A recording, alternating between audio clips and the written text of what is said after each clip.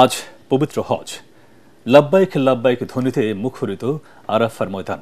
সূর্যাস্ত পর্যন্ত আরাফায় অবস্থান করবেন মুসল্লিরা। সন্ধ্যায় রওনা হবেন মুজদালিফার উদ্দেশ্যে। সেখানে রাত যাপন করবেন এবং সেখান থেকে শয়তানকে পাথর মারার জন্য পাথর সংগ্রহ করবেন। বিস্তারিত জানাচ্ছেন ফারহিন ইসলাম টুম্পা। লাব্বাইক আল্লাহুম্মা লাব্বাইক, লাব্বাইক লা শারীকা লাক লাব্বাইক।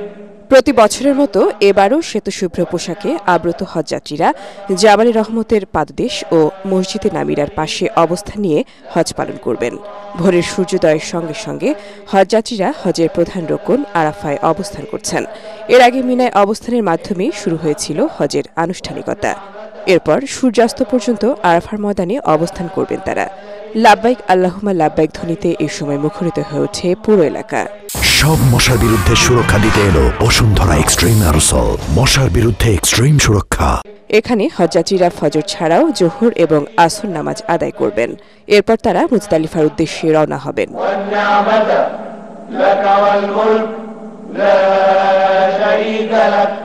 আরাফার প্রান্তরে অবস্থিত মসজিদে নামিরায় পবিত্র হজের খুতবা দেবেন পবিত্র মসজিদুল হারামের ইমাম ও খতিব শায়খ ডক্টর সালেহ বিন উমাইদ। ২০ লাখেরও বেশি হাজির উদ্দেশ্যে হজের খুতবা পেশ করবেন তিনি। সূর্যাস্তের সাথে সাথে মাগরিব আদায় না করেই হাজী সাহেবদের মুজদালিফার উদ্দেশ্যে যাত্রা শুরু হবে। সেখানে যাওয়া মাত্র মাগরিব ও ইশা এক আজানে ২ ইকামতে আদায় করবেন তারা। এরপর মুজদালিফায় মসজিদে মাশআরিল হারামের আশপাশে উন্মুক্ত আকাশের নিচে রাত্রি যাপন করবেন হজযাত্রীরা।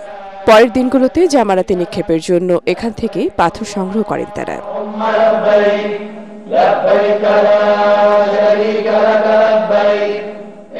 হজ ভিসায় শুধুমাত্র মক্কা, মদিনা ও জেদ্দা ভ্রমণ করা যাবে।